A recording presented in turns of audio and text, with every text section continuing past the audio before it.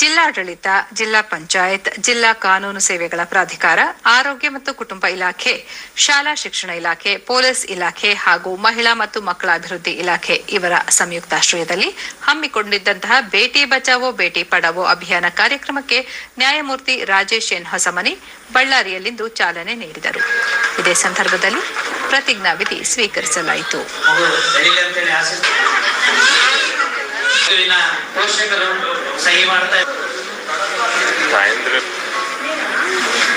ಬರೆಯುವಂತೆ ನೋಡಿಕೊಳ್ಳುವ ಮೂಲಕ ಅವಳನ್ನು ಈ ದೇಶದ ಶಕ್ತಿಶಾಲಿ ಹಾಗೂ ಸಮಾನ ಅಧಿಕಾರ. ಈ ವೇಳೆ ಜಿಲ್ಲಾ ಆರೋಗ್ಯ ಮತ್ತು ಕುಟುಂಬ ಕಲ್ಯಾಣಾಧಿಕಾರಿ ಡಾಕ್ಟರ್ ಎಲ್.ಆರ್. ರಮೇಶ್ ಬಾಬು, ಮಹಿಳಾ ಮತ್ತು ಮಕ್ಕಳ ಅಭಿವೃದ್ಧಿ ಇಲಾಖೆಯ ಉಪನಿರ್ದೇಶಕ ಎಂ. ರಾಮಕೃಷ್ಣ ನಾಯ್ಕ, ಶಾಲಾ ಶಿಕ್ಷಣ ಇಲಾಖೆ ಉಪನಿರ್ದೇಶಕ ಉಮಾದೇವಿ, ಮಹಿಳಾ ಮತ್ತು ಮಕ್ಕಳ ಅಭಿವೃದ್ಧಿ ಇಲಾಖೆಯ ನಿರೂಪಣಾಧಿಕಾರಿ ಸವಿತಾ, ಬಳ್ಳಾರಿ ನಗರ ಮತ್ತು ಗ್ರಾಮಾಂತರ ಶಿಶು ಅಭಿವೃದ್ಧಿ ಯೋಜನಾಧಿಕಾರಿ ಮೋಹನ್ ಕುಮಾರಿ ಸೇರಿದಂತೆ ಮತ್ತಿತರರು ಉಪಸ್ಥಿತರಿದ್ದರು. ಬಳಿಕ ನ್ಯಾಯಾಧೀಶರಾದ ರಾಜೇಶ್ ಎನ್ ಹೊಸಮನಿ, ದೇಶದ ರಾಷ್ಟ್ರಪತಿ ಹುದ್ದೆ ಸೇರಿದಂತೆ ಹಲವು ಹುದ್ದೆಗಳಲ್ಲಿ ಮಹಿಳೆಯರು ಸೇವೆ ಸಲ್ಲಿಸುತ್ತಿದ್ದಾರೆ. ಆಪರೇಷನ್ ಸಿಂಧೂರ್ ಕಾರ್ಯಾಚರಣೆಯಲ್ಲೂ ಮಹಿಳೆಯರು ಪ್ರಮುಖ ಪಾತ್ರ ವಹಿಸಿದ್ದರು. ಸಮಾಜದಲ್ಲಿ ಹೆಣ್ಣು ಮಕ್ಕಳಿಗೆ ಶಿಕ್ಷಣ, ಸಮಾನತೆ, ಮೂಲಸೌಕರ್ಯ ಒದಗಿಸಿಕೊಡುವುದು ನಮ್ಮೆಲ್ಲರ ಕರ್ತವ್ಯ ಎಂದು ತಿಳಿಸಿದರು.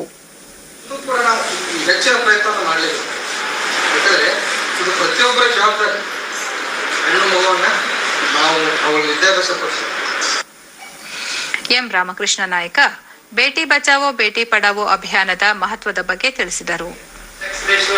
ಲಿಂಗಾನುಪಾತ ಮಕ್ಕಳು ಕಡಿಮೆ ಇದೆ. ಅದೇ 2018 ಬಂದಾಗ 929.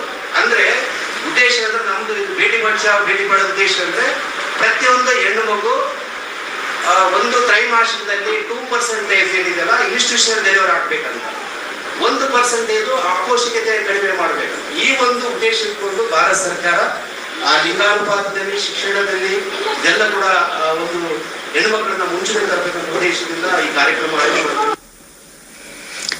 ಜಿಲ್ಲಾ ಶಸ್ತ್ರಚಿಕಿತ್ಸಕ ಡಾಕ್ಟರ್ ಎನ್ ಬಸರೆಡ್ಡಿ, ಮಹಿಳಾ ಸಬಲೀಕರಣದಿಂದ ದೇಶದ ಉನ್ನತಿ ಸಾಧ್ಯ ಎಂದು ಅಭಿಪ್ರಾಯಪಟ್ಟರು.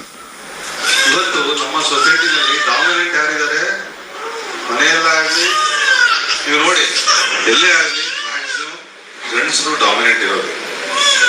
ಅದು ಯಾವಾಗ ಈಗ ಬರ್ತಾ ಕಡಿಮೆ ಆಗ್ತದೆ. Nowadays the dominance is taking up by the women. Why?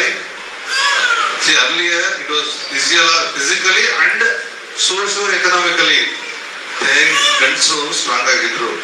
ಇವತ್ತು ಫಿಸಿಕಲಿ ಮಾತ್ರ ಇರ್ಬೋದು, ಸೋಷಿಯಲಿ ಎಕನಾಮಿಕಲಿ